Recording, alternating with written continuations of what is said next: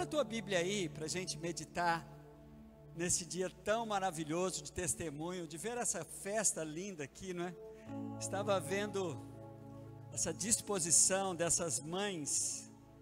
Aí eu já vou avisando os pais aí, que no dia dos pais, os pais vão estar dançando com os filhos aqui. Aí o Lucas já falou para mim, deixa comigo, pastor, vou montar um rap aí, eu e meu pai vamos dançar aí, você vai ver só. Então, prepare aí, pais, que no dia dos pais quero ver pais e filhos dançando aqui, ou filhas, né? Irmãos, olha o que está escrito em Mateus, capítulo de número 20. Abra a tua Bíblia no versículo de número 21, mas deixa a sua Bíblia aberta aí, que eu quero meditar nesse texto. Antes quero mandar um abraço lá para a mãe do William, nossa querida irmã Alice, sua mãe Suelen, que está nos acompanhando. Hoje o que tem de gente vendo pela internet, porque o que ia acontecer aqui, que bênção, não é? O Rodrigo estava falando, tua mãe aonde, Rodrigo, tá? Santa Catarina? Em que cidade, como é o nome dela? Dalva? Galvão e o nome? Mari? Nossa, você também só gosta desse negócio de Mari, Maria. Dona Mari, olha, teu filhão está aqui, todo feliz, a senhora viu a sua nora aí, não é?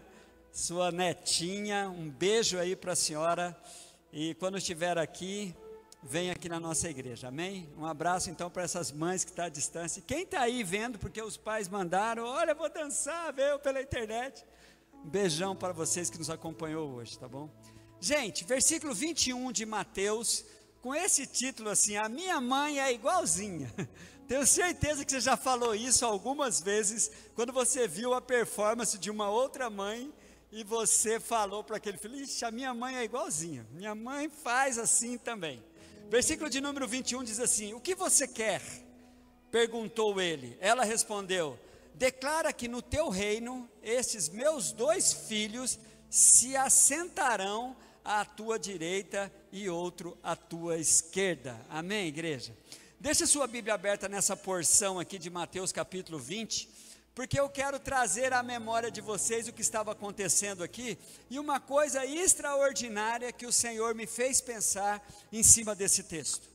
O que foi? Primeiro, Jesus estava preparando, se vocês virem os versículos anteriores, Jesus estava falando de novo da sua morte e da sua ressurreição. Todas as vezes que Jesus falava sobre isso, os discípulos não entendiam, irmãos, não entrava na cabeça deles, principalmente essa parte da ressurreição. Os discípulos entendiam, ficavam muito tristes. Quando você vai passar pela maioria dos textos bíblicos, os discípulos se entristecem, mas esta mãe aqui, ela não teve essa percepção dos discípulos. Quando Jesus avisou que ele haveria de ressuscitar, ela falou, já vou garantir um lugar para meus filhos. Coisa de mãe, não é? Mãe faz isso, mãe ela é uma oportunista para abençoar de maneira positiva. A mãe ela fica atenta, ela vê coisas que nós os pais não vemos. É impressionante, quando eu estava olhando para esse texto aqui, quando Jesus havia, você vai ler ali nos versículos de número 17, você vai ver ali Jesus preparando os discípulos para a sua morte e a sua ressurreição. Os discípulos, na maioria das vezes, não especificamente nesse texto, mas na maioria das vezes eles não entendiam, e essa mãe falou, haha, e foi lá pedir algo extraordinário. Mas é coisa de mãe também, as mães são igualzinhas, a minha mãe era assim também. A minha mãe é igualzinha, como a mãe está disposto a pedir o que for, até o que não pode. Foi o que aconteceu com essa mãe aqui. Foi o que aconteceu com essa mãe. Jesus então diz para ela assim, acompanhe comigo o versículo de número 22. Disse-lhe Jesus, vocês não sabem o que estão pedindo. Pode vocês beber o cálice que eu vou beber? Podemos, responderam eles. Jesus disse, certamente, vocês beberão o meu cálice, mas assentar-se à minha direita ou à minha esquerda, não cabe a mim conceder esses lugares, pertence àqueles que foram preparados por meu Pai. Quando os outros 10 ouviram isso, ficaram indignados com os 2 irmãos. Aí eu imagino os 2 irmãos aqui, não foi. Nessa hora ele joga para a mãe também, não é? Não, nem foi a gente que pediu, foi minha mãe.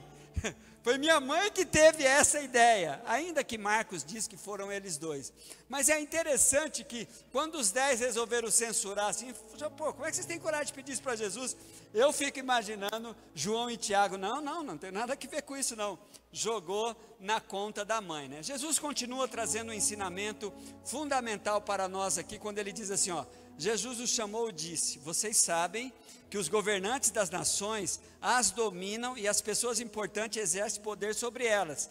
Não será assim entre vocês, pelo contrário, quem quiser tornar-se importante entre vocês deverá ser servo, e quem quiser ser o primeiro deverá ser escravo, como o filho do homem que não veio para ser servido, mas para servir e dar a sua vida em resgate por muitos.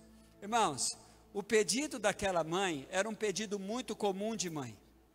Ela queria um lugar de destaques para os seus filhos. Ela queria um lugar de honra. Ela queria um lugar garantido no reino dos céus para os seus 2 filhos. Segundo alguns estudiosos, diz que provavelmente essa mulher era meio que próxima, parente de Jesus, assim, como se fosse uma tia de Jesus, e os seus filhos. Alguns estudiosos dizem que ela era Salomé, e que ela estava ali reivindicando para os seus filhos o que entrou no coração dela. Meu Senhor vai para o céu, vai reinar, e no reino dele eu gostaria que ele atendesse esse meu pedido. Sua mãe não é assim? Minha mãe era igualzinho mesmo isso. Mãe faz isso. Só que o pedido dela revela algumas verdades aqui para nós. Primeiro, esses lugares existem. Esses lugares existem.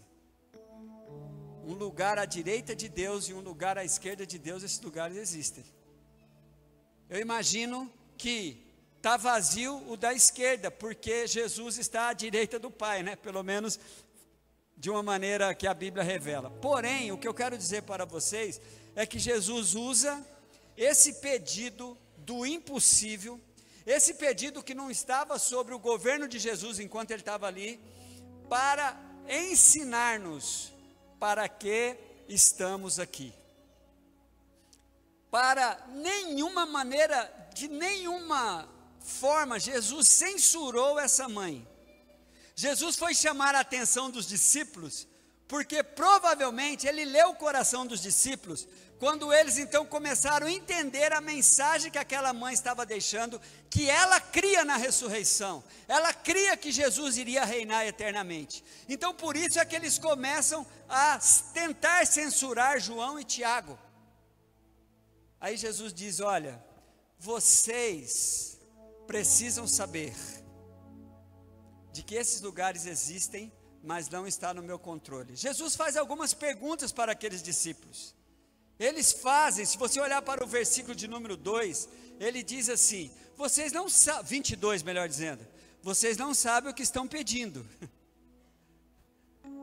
Ainda que ele está se dirigindo aos discípulos, eu imagino aquela mãe falando assim, para mim não importa, mas que eu estou pedindo o melhor para os meus filhos, eu estou. Quando se trata de melhor, isso é coisa de mãe.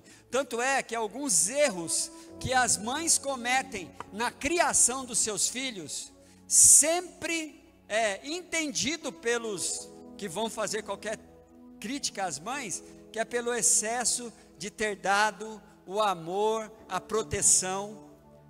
Irmãos, as mães se erram, a maioria delas erram pelo excesso de proteger, pelo excesso de amar. Aí de vez em quando recebe alguma censura, né? Mas também do jeito que você criou seu filho, eu criei meu filho, diria a mãe, do melhor jeito que eu podia, querendo dar para ele o melhor que eu entendia. E é interessante, irmãos, que a gente olha para esse texto, Jesus então começa a chamar a atenção para nós, para algumas realidades. Versículo 22, podem vocês beber o cálice que eu vou beber? O que é o cálice que Jesus ia beber? O cálice é uma língua, cálice e batismo, que vai aparecer aqui na Bíblia, nesse texto, é uma linguagem exclusivamente bíblica. Jesus estava falando de duas coisas, do propósito de Deus, difícil de ser passado, que é o cálice, que todos nós temos que tomar. A parte difícil dessa decisão que você tomou, de ser chamado a alguém que crê em Jesus.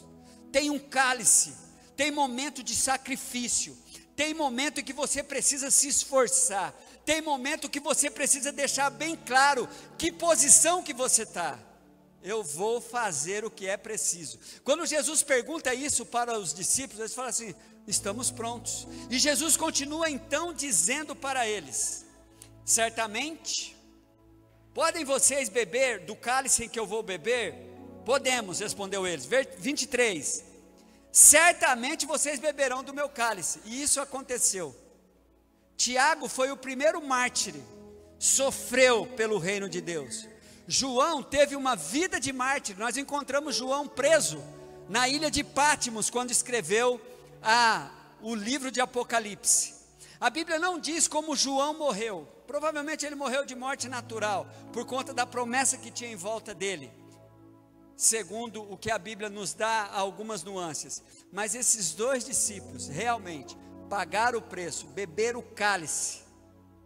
E Jesus faz uma outra pergunta que só aparece aqui, que a gente precisa então entender. Jesus disse: certamente vocês beberão do meu cálice, mas assentar-se à minha direita ou à minha esquerda não cabe a mim conceder. Esses lugares pertencem àqueles para quem foram preparados pelo meu Pai. Esses lugares existem, são misteriosos lugares. Mas Jesus então deixa bem claro de que era necessário que eles tivessem uma preocupação, queridos, aqui, nesse tempo em que vivemos. Jesus fala de como que é beber o cálice, como que é estar disposto a viver a realidade no reino de Deus, tendo-o como Senhor e Salvador da sua vida. Aí Jesus fala do alvo de todos nós. Olhe para esse texto, que coisa maravilhosa. Jesus, versículo 25, Jesus os chamou e disse: vocês sabem que os governantes dessa nação as dominam e as pessoas importantes exercem poder sobre elas, que era o que aquela mãe queria para os seus filhos, um cargo, estar exercendo uma função em que eles estivessem em uma situação muito favorável. E Jesus chama a atenção, fala que olha, isso é uma preocupação das pessoas que vivem com a cabeça aqui na terra, com as preocupações desse mundo. Olha o grande ensinamento que Jesus traz. Aí ele diz assim: não será assim entre vocês. Irmãos, preste bem atenção nisso que Jesus está dizendo. Se você é uma pessoa que, no escopo da sociedade, na realidade da sociedade, você ocupa algum lugar de destaque, um lugar nobre, saiba, dê graças a Deus por isso, mas tome muito cuidado para isso não estar no lugar errado do seu coração. Jesus fala assim: olha, entre vocês, quando se trata de reino de Deus, não é assim, pelo contrário. Olha o que Jesus diz, irmãos. Olhe comigo para o versículo de número 26, desse capítulo aí, do capítulo 20 de Mateus. A Bíblia vai dizer assim, agora vou ler na versão que vocês estão acompanhando aí com a Michele. Versículo de número 26. Jesus diz assim: não será assim entre vocês, ao contrário, quem quiser tornar importante entre vocês, está falando de reino, deverá ser servo. Aí ele diz, por quê? Olha que coisa tremenda. Tudo isso porque você tem uma mãe igualzinha à mãe desses discípulos. Tudo isso porque um pedido de uma mãe provocou um grande ensino para todos nós. Jesus então diz: não será assim. Olha o versículo de número 27. Olha que coisa maravilhosa, gente. A Bíblia vai deixar claro para nós. E quem quiser ser o primeiro, deverá ser escravo. Como? Aí Jesus vai dar o parâmetro. Não é como os escravos do mundo, escravizados pelas drogas, escravizados pela ganância, escravizados pelo cargo, escravizado pela profissão, escravizado pelo dinheiro. Não. Jesus vai dar o parâmetro para nós. Nós seremos servos, nós estaremos aqui servindo. Mas qual é o meu parâmetro? O meu parâmetro é Jesus, como Filho do homem. Diga glória a Deus. Como Jesus. Impressionante isso aqui.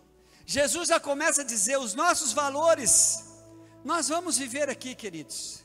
Nós precisamos daquilo em que, para vivermos de maneira digna aqui no mundo, nós precisamos das coisas do mundo.